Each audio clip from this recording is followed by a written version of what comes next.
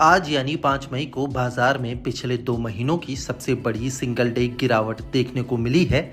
HDFC twins में आई बिकवाली ने बाजार को जोरदार झटका दिया।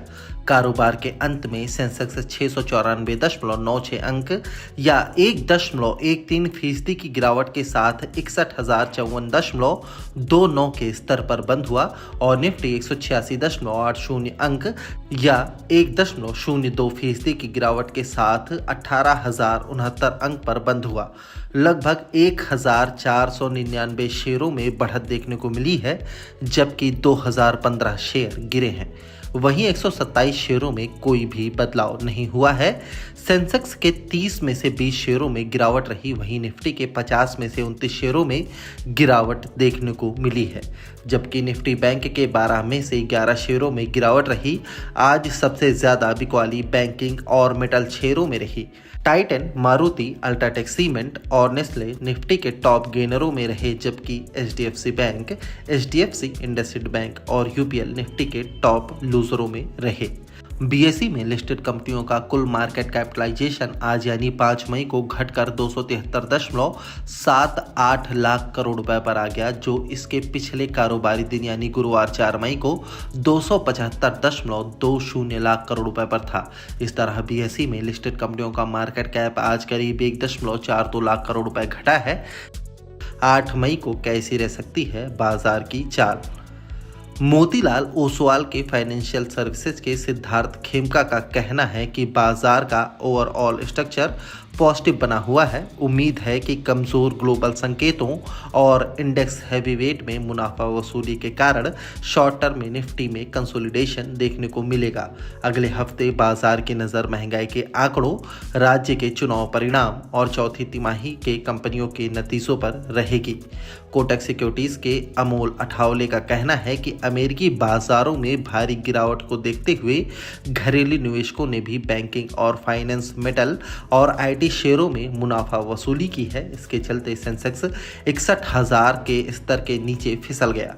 भारतीय बाजार हाल के सप्ताहों के दौरान दबाव में रहे हैं और कुछ समय से ग्लोबल चुनौतियों का सामना कर रहे हैं। ऐसे में आज की मुनाफा वसूली किसी बड़े आश्चर्य के तौर पर नहीं आई है। घरेलू बाजार का अंडरटोन अभी भी तेजी का है, फिर भी बाजार में उतार चढ़ाव बना रह सकता है। बाजार की नज़र ग्लोबल संकेतों पर बनी रहेगी। तकनीकी नज़रिए से देखें तो डेली और वीकली चार्ट पर निफ्टी ने हायर बॉटम फॉर्मेशन बनाए रखा है, लेकिन वीकली चार्ट पर इसने एक हैमर कैंडलस्टिक पैटर्न बनाया है जो मोटे तौर पर निगेटिव है। ट्रेडर्स के लिए 18,200 का स्तर काफ़ी अहम है। इसके नीचे जाने पर बाजार 17,900 के स्तर को फिर से छू सकता है। आगे और करेक्शन होने पर इंडेक्स 17,800 तक भी फिसल सकता है। वहीं अगर निफ्टी 18,200 की बाधा को पार कर लेता है तो इसमें हमें एक नई अपट्रेंड रैली देखने को मिल सकती है। इससे ऊपर बाजार 18,300 से 18,350 तक जा सकता है। इस बीच मजबूत अपट्रेंड रैली के बाद पिछले शुक्रवार को बैंक निफ्टी ने रिवर्सल फॉर्मेशन बनाया। जब तक बैंक निफ्टी 43,400 के नीचे कारोबार कर रहा है, इसमें करेक्शन वेव जारी रहने की संभावना है और यह 42,300 से 42,000 के स्तर तक फिसल सकता है। वहीं 43,400 के ऊपर जाने पर इसमें 43,700 से 43,900 का स्तर भी देखने को मिल सकता है। moneycontrol.com पर दिए गए विचार एक्सपर्ट्स के अपने निजी विचार होते हैं। वेबसाइट या मैनेजमेंट इसके लिए उत्तरदायी नहीं है। यूजर्स को मनी कंट्रोल की सलाह है कि कोई भी निवेश निर्णय लेने से पहले सर्टिफाइड एक्सपर्ट्स की सलाह लें। Gold loan company Manappuram finance के शेयरों में 5 मई को 14% से ज्यादा गिरावट आई है। इसके शेयरों में गिरावट का ईडी कनेक्शन है। केंद्रीय जांच एजेंसी ईडी ने केरल के त्रिशूर में मनप्पुरम फाइनेंस और इसके एमडी वीपी नंद कुमार के 6 ठिकानों पर छापा मारा है और छापेमारी के बाद ईडी ने 143 करोड़ रुपए की संपत्ति जब्त कर ली है। आम लोगों से अवैध तरीके से जुटाए गए पैसों के मनी लॉन्ड्रिंग के आरोप की जांच में ईडी ने ये छापेमारी बुधवार को की थी। इसके चलते मनप्पुरम फाइनेंस 3 दिनों में 21% टूट चुका है। फिलहाल बीएसई पर ये 13.17% की गिरावट के साथ 103.55 रुपए पर है। इंट्राडे में ये 102.20 रुपए तक आ गया था। ईडी ने कंपनी के एमडी पर मनी लॉन्ड्रिंग का आरोप लगाया है। ईडी के मुताबिक गलत तरीके से मणप्पुरम फाइनेंस के एमडी ने जो पैसे जुटाए थे उसे डाइवर्ट किया और फिर उसे अपने नाम, अपनी पत्नी, बच्चों के नाम पर अचल संपत्ति और कंपनी के शेयरों में निवेश किया। ऐसे में prevention of money laundering act के तहत ईडी ने नंद कुमार की 143 करोड़ रुपए की संपत्ति को फ्रीज कर दिया है।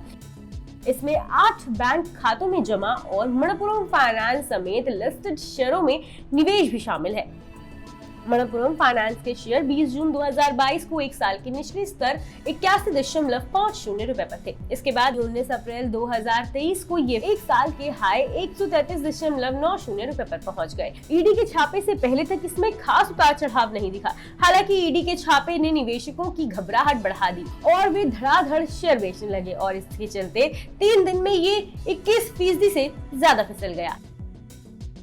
बात करें अगर इसके शेयरों पर एक्सपर्ट्स की राय के बारे में तो आईसीआईसीआई डायरेक्ट के मुताबिक टेक्निकल चार्ट पर मणप्पुरम फाइनेंस के शेयर 20, 50, 100 और 200 डेज के ईएमए के नीचे आ गए हैं। इसे 103.3 रुपए के लेवल पर सपोर्ट मिल रहा है। इसका 20 दिनों का ईएमए 124.5 रुपए, 50 दिनों का 120.7 रुपए, 100 दिनों का 117.2 रुपए और 200 दिनों का 116.2 रुपए है।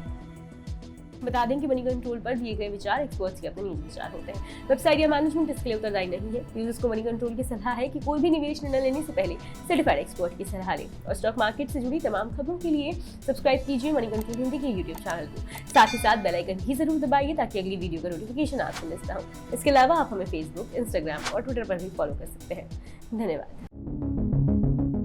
टाटा ग्रुप की दिग्गज कंपनी टाटा प्ले आईपीओ लाने की तैयारी कर रही है। इस आईपीओ की खास बात यह है कि यह अपनी तरह का पहला आईपीओ होगा।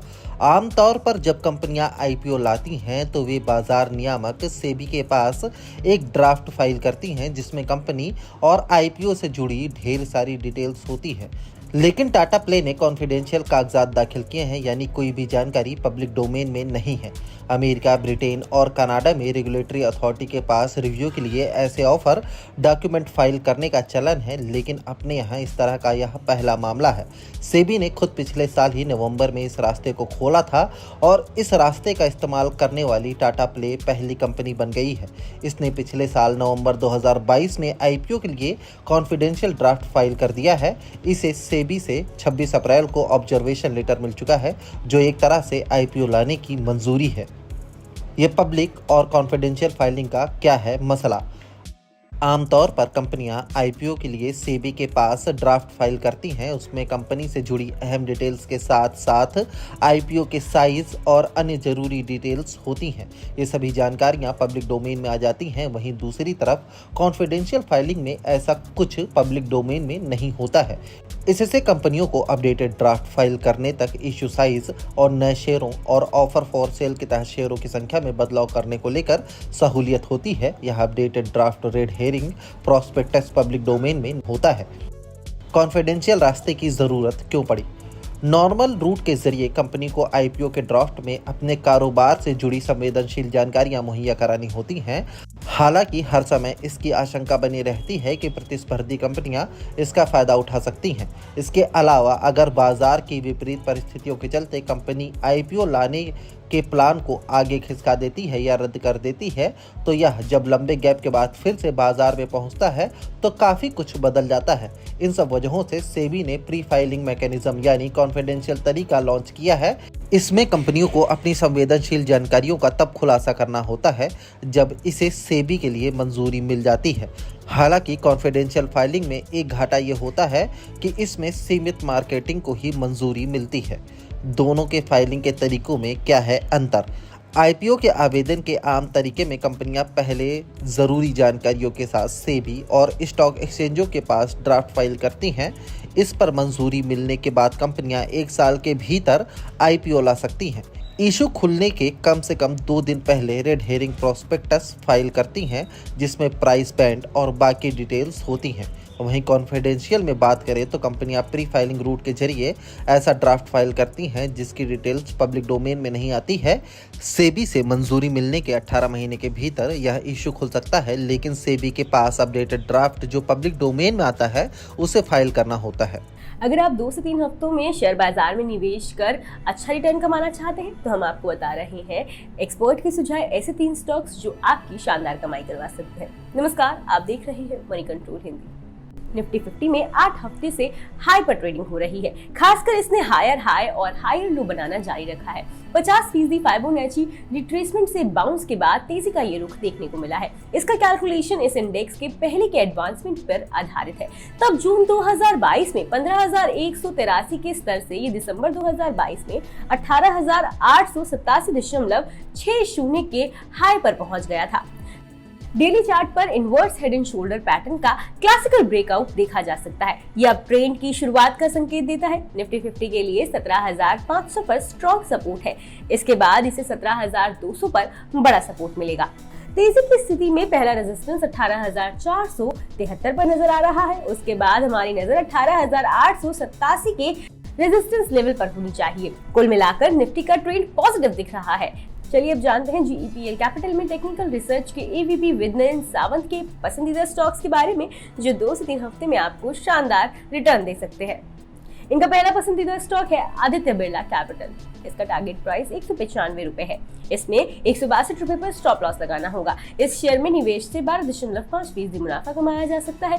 इस स्टॉक ने शानदार लचीलापन दिखाया है। ये लगातार 133 रुपए के ऊपर के लेवल को मेंटेन कर रहा है।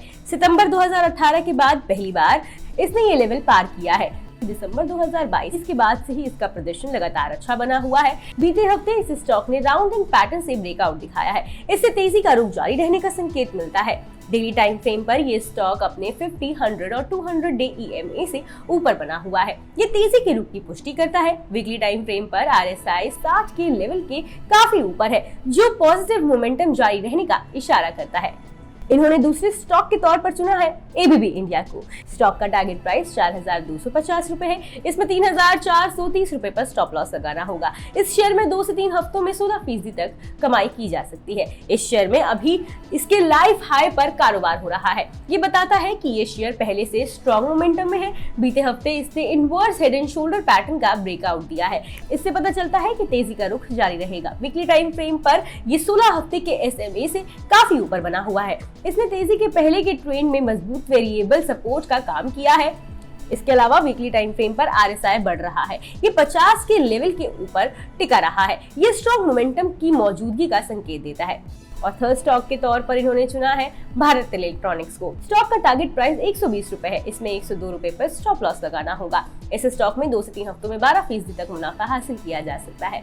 इस स्टॉक के प्राइस में स्ट्रॉन्ग अपवर्ड ट्रेंड दिख रहा है। 23.6% के फिबोनाची रिट्रेसमेंट के साथ राइजिंग स्लोप के इंटरसेक्ट करने से प्राइसेस को ऊपर की दिशा में सपोर्ट मिला है। इस स्टॉक ने 20 वीक SMA को भी पार कर लिया है। बता दें कि मनी कंट्रोल पर दिए गए विचार एक्सपर्ट्स के अपने निजी विचार होते हैं। वेबसाइट या मैनेजमेंट इसके लिए उत्तरदायी नहीं है। यूजर्स को मनी कंट्रोल की सलाह है कि कोई भी निवेश निर्णय लेने से पहले सर्टिफाइड एक्सपर्ट की सलाह लें। और स्टॉक मार्केट से जुड़ी तमाम खबरों के लिए सब्सक्राइब कीजिए मनी कंट्रोल हिंदी के YouTube चैनल को। साथ ही साथ बेल आइकन की जरूर दबाइए ताकि अगली वीडियो का नोटिफिकेशन आपसे मिस ना हो। इसके अलावा हमें फेसबुक, इंस्टाग्राम और ट्विटर पर भी फॉलो कर सकते हैं। Thank you. हफ्ते के आखिरी दिन डीलिंग रूम्स में डीलर्स ने कमाई के लिए किन 2 स्टॉक्स पर जताया भरोसा। HDFC ट्विंस ने कारोबारी हफ्ते के आखिरी दिन बाजार पर सबसे ज्यादा दबाव बनाया। बैंक निफ्टी 700 पॉइंट से ज्यादा फिसल गया। MSCI इंडेक्स फैक्टर में बदलाव से HDFC ट्विंस के शेयर 5% से ज्यादा टूटे। वहीं ED की छापेमारी से मणप्पुरम फाइनेंस 13% से ज्यादा लुढ़क गया। कंपनी के MD पर मनी लॉन्ड्रिंग का आरोप लगा है।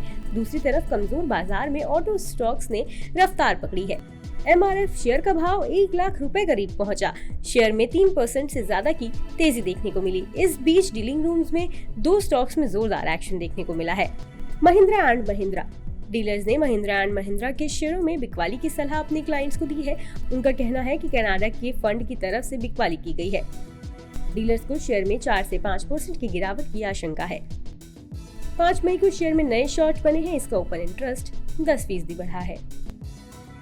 UPL दूसरे स्टॉक के तौर पर डीलर्स ने UPL में बिकवाली की राय दी है। उन्होंने कहा है कि Q4 नतीजों से पहले डीलर्स की इस शेयर पे STBT यानी आज बेचने और कल खरीदने की सलाह है। तो अगर आज आपने इस स्टॉक को बेच दिया है तो अगले कारोबारी सत्र में इसे खरीद लीजिएगा। डीलर्स के मुताबिक ये शेयर 15 से 20 रुपए तक गिर सकता है। 5 मई को इस शेयर में नए शॉर्ट बने हैं, जबकि इसका ओपन इंटरेस्ट 13% बढ़ा है। बता दें कि CNBC आवाज पर हर दिन एक खास शो कमाई का अड्डा में एक खास सेगमेंट डीलिंग रूम चेक पेश किया जाता है, जिसमें यतिन मोहता सूत्रों के द्वारा ब्रोकरेज हाउस के डीलिंग रूम से ये जानकारी हासिल करते हैं कि आज किन 2 स्टॉक्स में ब्रोकरेज ने अपनी क्लाइंट्स को सबसे ज्यादा ट्रेड लेने की सलाह दी, डीलर्स ने आज कौन से शेयर खरीदे और बेचे हैं, और आज के टॉप ट्रेडिंग आइडियाज क्या है। इसके साथ ही किस वजह से डीलिंग रूम में इन स्टॉक्स पर दाव लगा है, या किस स्टॉक में आने वाले दिनों में कितने रुपए तक और तेजी नजर आ सकती है। बता दें कि यहाँ मुहैया जानकारी सिर्फ सूचना हेतु दी जा रही है। मार्केट में निवेश बाजार जोखिमों के अधीन है। निवेशक के तौर पर पैसा लगाने से पहले हमेशा एक्सपर्ट से सलाह लें। मनी कंट्रोल की तरफ से किसी को भी पैसा लगाने की यहाँ कभी भी सलाह नहीं दी जाती है।